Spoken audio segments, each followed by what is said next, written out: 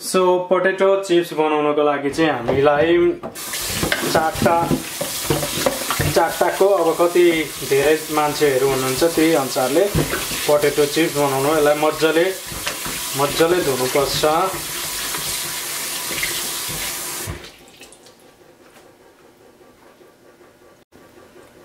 त्यस पछाडि चाहिँ हामीले आलुको बोक यसरी तास्नु पर्ने हुन्छ। आलुको बोक्रा यसरी मजाले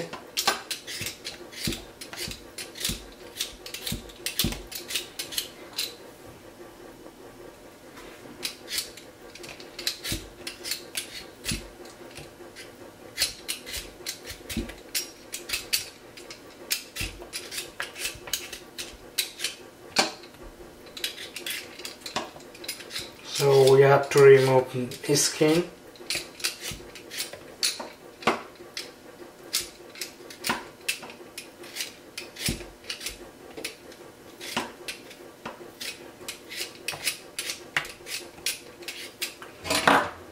यसरी नै सबैको स्किन झिक्नुहोस्।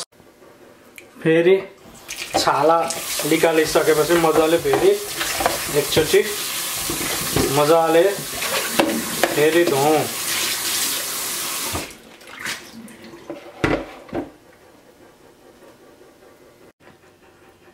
सो हामीले फ्रेन्च फ्राइज बनाउँदा चाहिँ टक्कसँग यति यसरी टक टक टक फिङ स्लाइस पारौँ। ठिक यतिको पातलो अनि यसलाई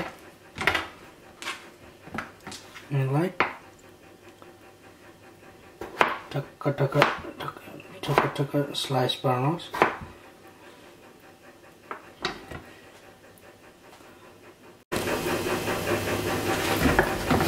यसरी नै अरूलाई नै टक यसलाई यसरी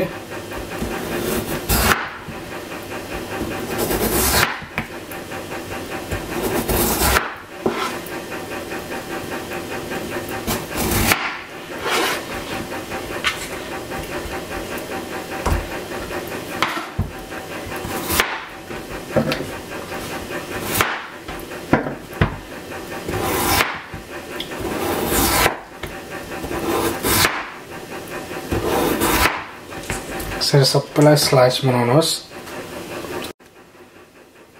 अनि त्यस पछाडि यसलाई टक सानो पिस पार्नुहोस्।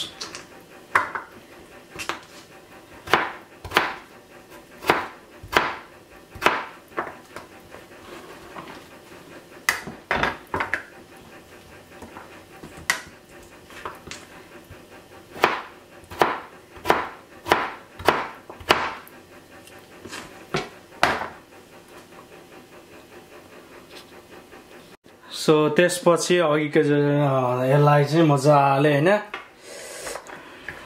ड्राई पार्नुपर्छ। यो क्लीन एकदम क्लीन पेपरले अथवा तौलीले यसलाई मजाले ड्राई एकदम ड्राई हुनुपर्छ। यो चाहिँ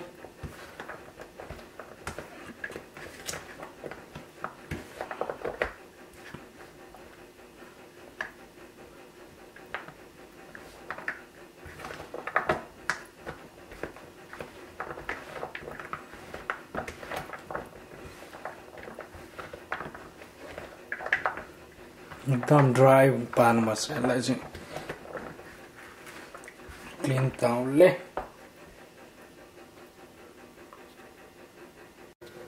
सो हाम्रो कराई चाहिँ तातिसकेको छ। हामी अब यहाँ 2 कप जति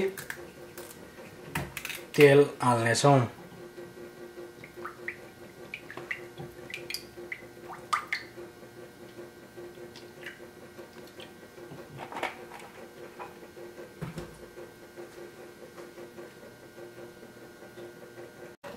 सो हाम्रो तेल चाहिँ तातिसकेको छ। अब हामीले फ्राइज हाल्नुपर्छ। यसरी हामीले घरमै यति मिठो फ्राइज बनाउन सकिन्छ। यहाँ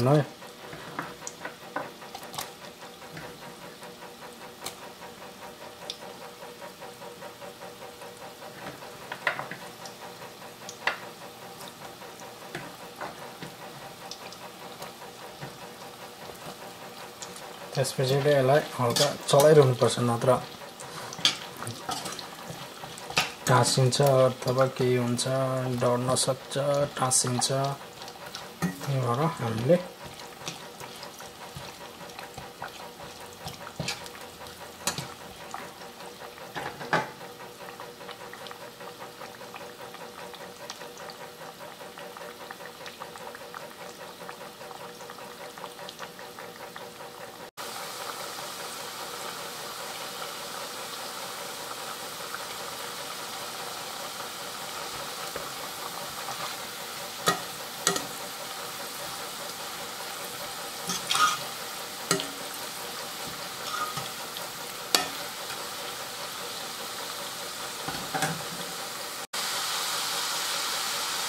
सो 2-3 अथवा धेर भनेको 5 मिनेटमा यहाँ हाम्रो फ्राइज चाहिँ यस्तो मजाले रेडी भइसकेको छ। घरमै हामीले यस्तो मिठो फ्राइज बनाउन सकिन्छ। यहाँ हेर्नुहोस् त कस्तो मजाले पाएछ।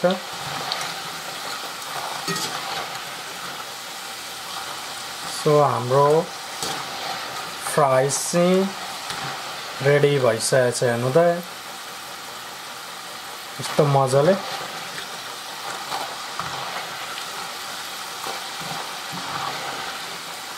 फ्राइज रेडी भइसकेको छ।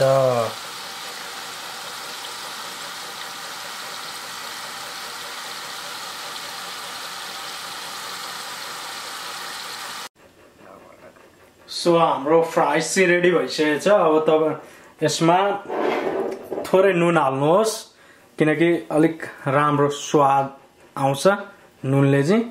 टक टक टक टक थोरै हालेर चाहिँ यसरी चलाउनुहोस्। अनि तपाईहरुलाई अझै रेड चिल्ली पनि हाल्न सक्नुहुनेछ अलिक पिरो खान मन लाग्छ भने। हेर्नुहोस् त हाम्रो फ्रेन्च फ्राई चाहिँ एकदम मिठो, मैकडोनल्ड भन्दा पनि मिठो। के भन्नु त 3टा आलुमा हामीले यत्रो फ्राइज बनाउन सकिन्छ। किन हामीले किनेर खाने, घरमै 3 मिनेटदेखि 5 मिनेट पनि लाग्दैन यसलाई बनाउन।